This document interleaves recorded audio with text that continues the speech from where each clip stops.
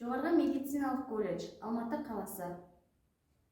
Акушерия және гинекология пәнінің оқытушысы Жүсіпәлиева Бану Ұланқызы.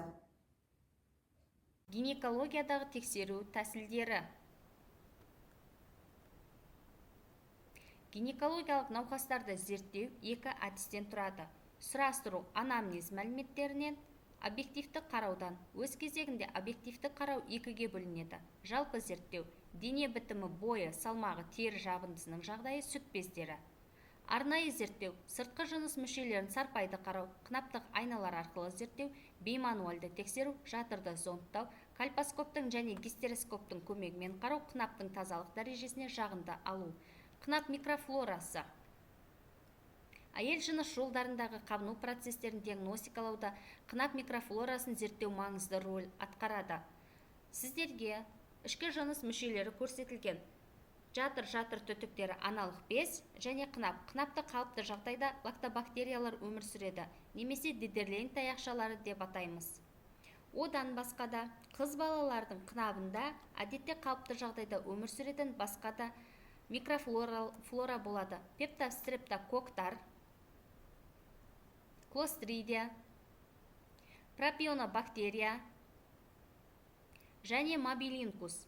Мұның бәрі дені сау әйелде ауру тудырмайтын шартты микрофлора болып табылады. Тұрақты етеккір циклы бар әйелдердің, жүкті әйелдердің қынабында факультативті лактобактериялар басым, бірақ қыздарда пубертаттық кезеңде, постменопаузалық кезеңде әйелдерде болмайды. Репродуктивті жаста әйелдерде эстроген қынап эпителийінде гликогеннің құрамын арттырады. Гликоген глюкозаға, содан кейін лактобактериялардың көмегімен сүт қышқылына метаболизленеді. Ол өз кезегінде pH деңгейін 4,5 етеді. Жалпы, басқа да бактериялардың 40-тан астам түрі кездеседі. Олардың микроорганизмдердің жалпы санын 5% ғана құрайды. Жүкті емес дені сау әйелдерде келесі бактерия түрлері бар: лактобактерия, бифидобактерия, пептокок, бактероидтар, эпидермиялық стафилокок, коринобактерия, гарднерелла, мобилинкус, микоплазмалар. Анаэробты және аэробты флораның қатынасы 1:1.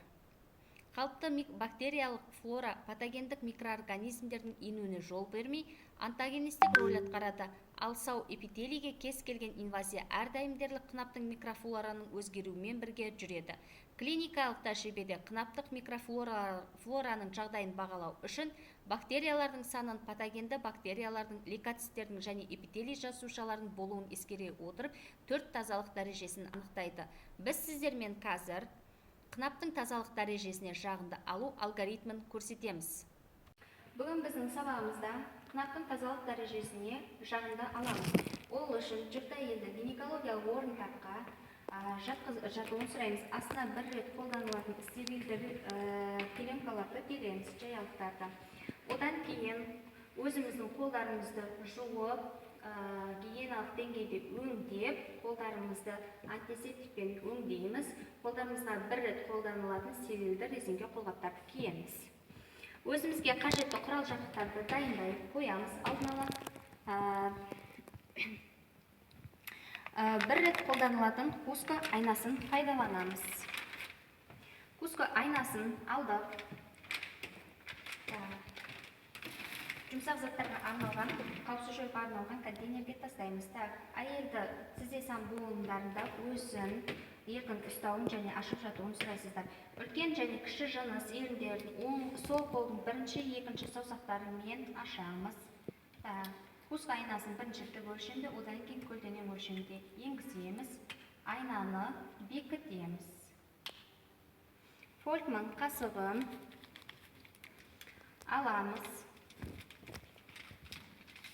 Фолькман қасығын алып, жағындыны артқы күмбезден аламыз. Жағындыны алып, шыны әйнекке жағамыз. Таза петель табақшасына саламыз. Бір рет қолданылатын Фолькман қасығын қатты заттарға арналған, қауіпсіз жолға арналған контейнерге тастаймыз. Куско айнасын енгізген бағытта кері шығарамыз. Қатты заттарға арналған контейнерге тастаймыз. дағы бір рет қолданылатын резинка қолғаптарды шешеміз.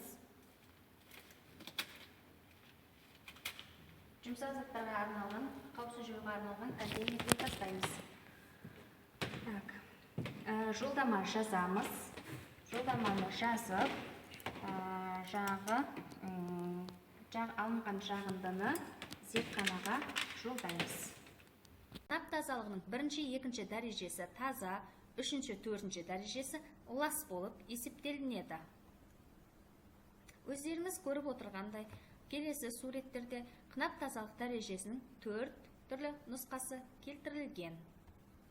Әйел жасына байланысты әйел жыныс мүшелерінің микрофлорасы және pH реакциясы, эпителиалды слой, базальды қабат, эстрогендер мөлшері өзгеріп отырады.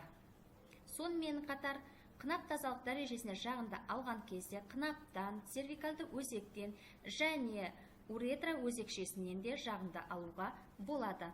Қалыпты жағдайда қынап pH ортасы 4,15 құрайды.